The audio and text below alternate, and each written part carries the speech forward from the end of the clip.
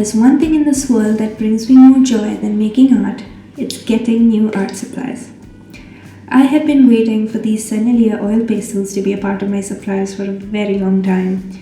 And if you check my wish list from about a year ago, you'd see these in there. But every time I would save up just enough for them, I think I could be spending this money on something better. And as time went along, I would find more of these better things to invest in. I hadn't really purchased any new art supplies in almost 10 months, but a little over a week ago, an opportunity presented itself. I was in this beautiful art store looking around at all these slightly expensive art supplies, and I landed my eyes on these. I debated back and forth for a while, but in the end I decided to pick them up because if not now, I would forever be finding other better things to spend my money on. And I have to say, I'm very happy with this decision, and I absolutely love this set.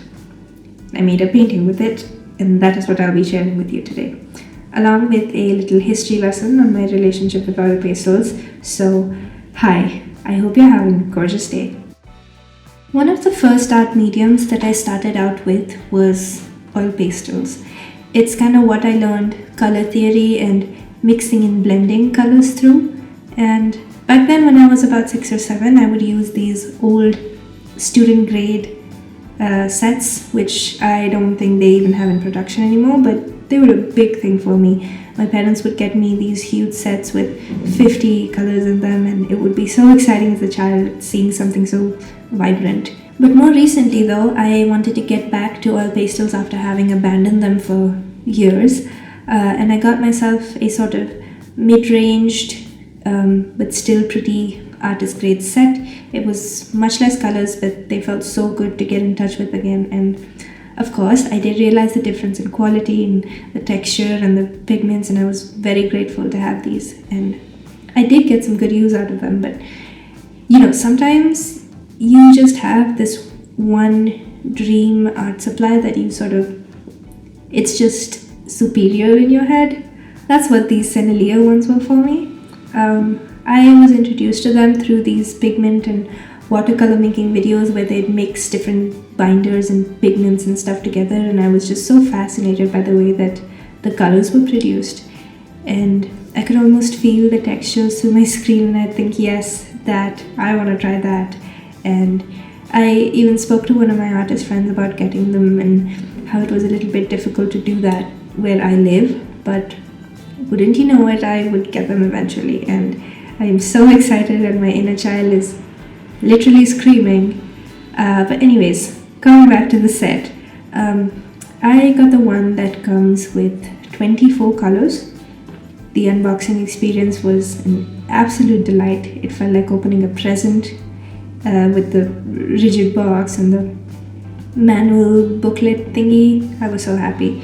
The colors themselves, the most buttery texture I have ever experienced.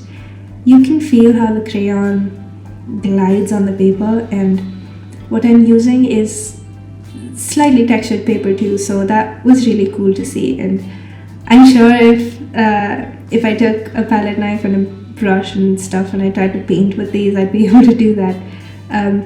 But I genuinely have not experienced crayons that were this creamy. As a kid, I would be able to touch and feel the oil pastels and tell if they were good to be used, because the student grade ones would dry out after a while and they wouldn't be as easy to blend with and color with on paper. But these are fantastic. Anyways, I wanted to make something bright and vibrant and make good use of these colors, and but also use a combination of colors that I wouldn't normally use, but I still did want to create something that felt familiar. So I sketched out these lilies with a colored pencil and started coloring it in. I do wish I had some sort of gloves or something. My hands and the paper did get a bit messy, and I guess that would have been really fun to try out for like blending and mixing colors together on the paper itself. But I think I'm going to leave that experiment for another day, because I really love the globby texture of using just only the crayon here. And speaking to that, I also enjoy layering these big globs of white for the highlights and the flowers. I think it added just another dimension to the painting, almost as if I was using oil paint. I think I could layer colors quite well with these because they're super pigmented. They played well together, allowing me to layer and blend as I wanted.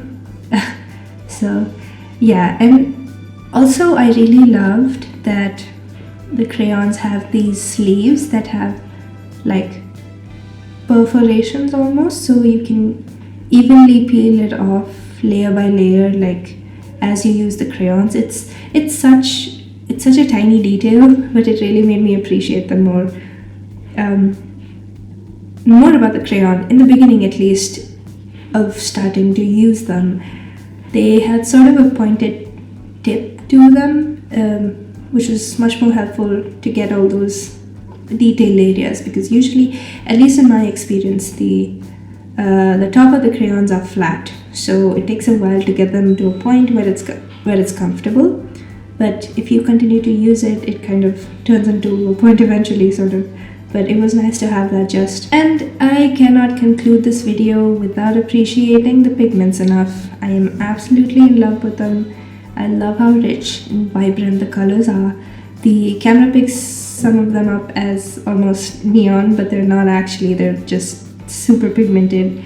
And I've noticed in my older sets, usually the greens and the browns and the reds and purples, or at least the darker colors, aren't as deep and rich, or I don't know if opaque is the right word, but the ones in this set, the lighter and the darker colors are equally rich.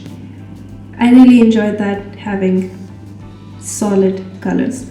Anyways, I finished off the sketchbook page with a pretty blue background and then sprayed the whole thing with some fixative meant for pastels and charcoal. I've learned from my mistakes and I really didn't want the color smudging too much, so I gave the painting a good spray and then admired it continuously for the next few days. And the more I looked at it, the more it seemed like a photograph to me.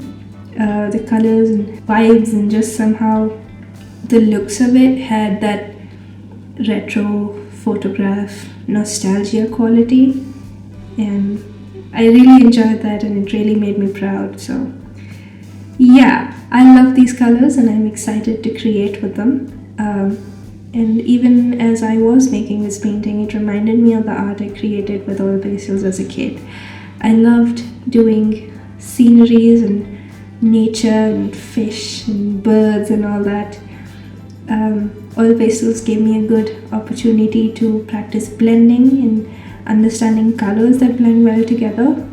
They helped me connect with my materials in a more tactile sense, because I had only ever used pencils and plastic crayons before, and I learned so much about hand pressure and sharp edges and soft edges, and holding crayons just came much easier to me than brushes at that age. I eventually did pick up paints, but that came a lot later. But yeah, I will always be grateful to have experienced oil pastel and have my old art to look back on and see my progress, and now to have this beautiful set of crayons to work with. So yeah, I hope you liked this video. I hope you liked what I created, and I hope you too get in touch with something you loved as a kid again. I will see you in my next video. Bye!